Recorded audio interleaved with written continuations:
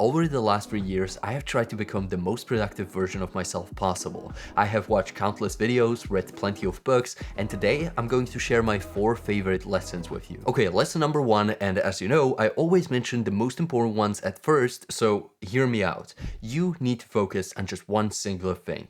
Do not spread your focus across 7 disciplines and then try to excel at one of them. Just pick one and put all of your effort into it. You see most of the geniuses, miracles, and sports figures in the world always concentrated on just one singular thing. Take Michael Jordan, Kobe Bryant, Ronaldo.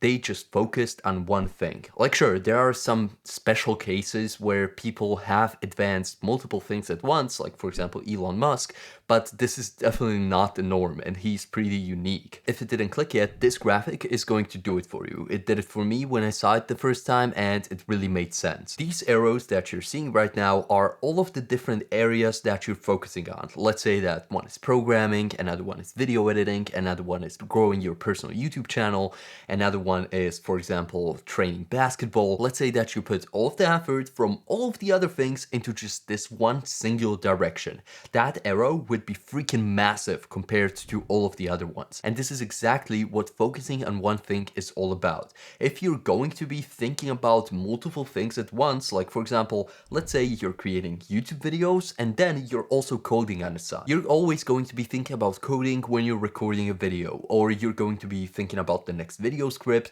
while you're coding. So in order to make your life way simpler and thus way easier, you just need to focus on one thing. Okay, lesson number 2 is tracking and giving yourself points. We as humans are pretty competitive and you always want to be ahead, at least of yourself. You are always playing a game against your past self. You want to be better than you were yesterday. And a simple way to achieve this is simply to mark down points for whatever you're doing. Let's go back to the basketball example. Let's say that you practice shooting your shot like 50 times today.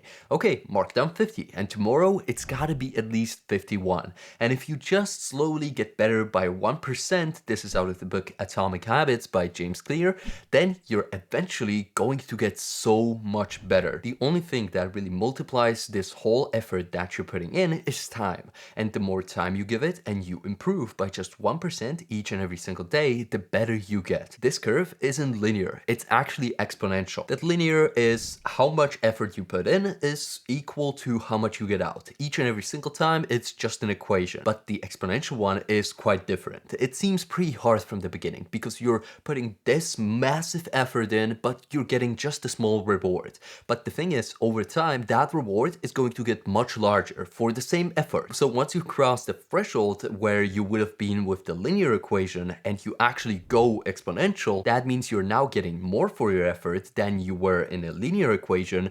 Your rewards keep on growing and will stack up on each other and will just compound to ridiculous amount. I heard about this recently on the Modern Wisdom podcast with Chris Williamson, where he said that the first 3 years of his podcast basically grew 200,000 subscribers, but in the last month he grew 300,000 subscribers. Okay, lesson number 3 is that you should probably try out all of these productivity techniques that are out there and see which one sticks. They all don't have to work. You can just go for the one that works specifically for you. Like for example, for a long time I stayed away from the Pomodoro technique because it just felt counterintuitive.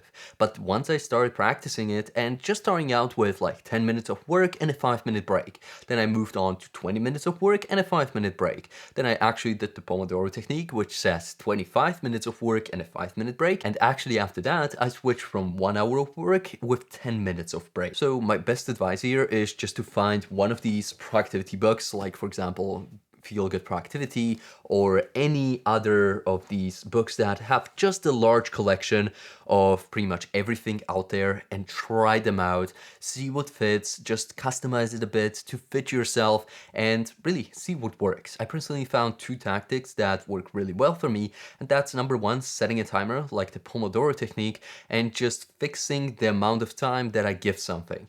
And number 2 is actually tracking my time. This could be as simple as just writing writing down what you did in the day. Because I found out if I don't keep track and if I don't write down anything that I do, I keep on procrastinating and giving myself more and more time to, for example, have another lunch, have another meal, have another session of watching YouTube, and just wasting time.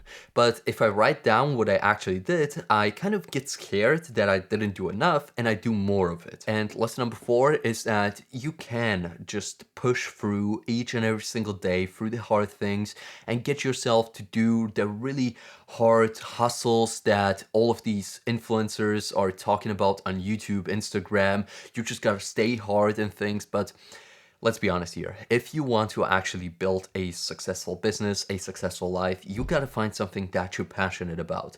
And the only thing that you're going to be passionate about are things that you're actually good at. And if you're saying to yourself that, oh, well, I'm not really good at anything. Well, how do you get good at things? By doing it a lot. So, pick something that you actually like just right now. Like, for example, you like video editing. It seems pretty cool to tell a story to people or just play around with all of these custom elements that are in there and just practice it out of your mind. Put as much time into it as a full-time job if you have the time, and just get really good at it. You will get passionate about it, and then you will become better than 99% of people. And it's really not that hard to get, for example, better than 99% of editors, because most of them aren't just that good and they don't practice every single day. But if you are passionate about it because you're actually good at it from that much practice that you had, you're just going to roll them over and they don't have a chance because they don't know the secret formula. The more you do, the more you're gonna like it, the better you're going to get. It's that simple. You just gotta do it long enough in order to outlast your competition. The only way to lose here is to quit, which you're just not going to do that. So